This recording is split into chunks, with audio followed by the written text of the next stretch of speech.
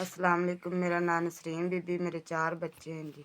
मियाँ मेरा मजदूर है, दिहाड़ी लगे तो लगे, ना लगे तो ना वापस आ जाता अड्डे ते खलो खलो के। कदी लग जाती कदी नहीं लगती।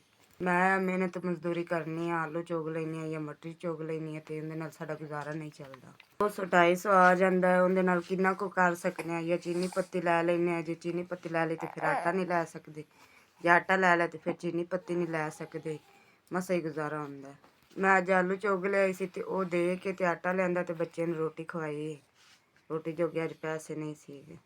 ਇਹ ਬੱਚਾ ਮੇਰਾ ਸੌਂਦਾ ਨਹੀਂ ਪਿਆ ਜੀ। ਦੁੱਧ ਜੋਗੇ ਪੈਸੇ ਕੋਈ ਨਹੀਂ ਵੀ ਮੈਂ ਦੁੱਧ ਲੈ ਲਵਾਂ, ਤੇ ਦੂਜੇ ਮੇਰੇ ਬੱਚੇ ਚਾਹ ਕਰਦੇ ਸੌਂ ਗਏ।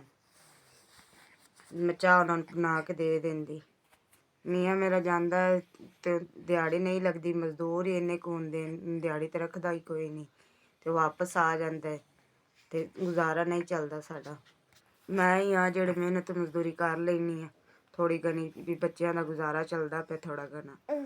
ਤੇ ਏਡੀ ਮਿਹਨਤ ਮਜ਼ਦੂਰੀ ਕੋਈ ਨਹੀਂ, 100-200 ਨਾਲ ਗੁਜ਼ਾਰਾ ਨਹੀਂ ਚੱਲਦਾ। ਸਾਡੇ ਮੈਨੂੰ 3000 ਰੁਪਏ ਮਿਲ ਗਏ ਤੇ ਤੁਹਾਡੀ ਮਿਹਰਬਾਨੀ, ਤੁਹਾਡੀ ਅੱਲਾ ਤੁਹਾਨੂੰ ਜ਼ਿਆਦਾ ਦੇਵੇ, ਅੱਲਾ ਤੁਹਾਨੂੰ ਹਜ ਕਰਾਵੇ, ਅੱਲਾ ਤੁਹਾਨੂੰ ਉਮਰਾ ਕਰਵਾਵੇ, ਅੱਲਾ ਤੁਹਾਨੂੰ ਬਹੁਤਾ ਦੇਵੇ, ਅੱਲਾ ਤੁਹਾਨੂੰ ਜ਼ਿਆਦਾ ਤੋਂ ਜ਼ਿਆਦਾ ਦੇਵੇ, ਅੱਲਾ ਤੁਹਾਨੂੰ ਜ਼ਿਆਦਾ ਦੇਵੇ। ਤੁਸੀਂ ਸਾਨੂੰ 3000 ਰੁਪਇਆ ਦਿੱਤਾ ਸੀ, ਕਿ ਬੱਚਿਆਂ ਦਾ ਦਾਣਾ ਆਟਾ ਲੈ ਲਿਆ। ਤੁਹਾਡੀ ਮਿਹਰਬਾਨੀ, ਅੱਲਾ ਤੁਹਾਨੂੰ ਬਹੁਤਾ ਦੇਵੇ।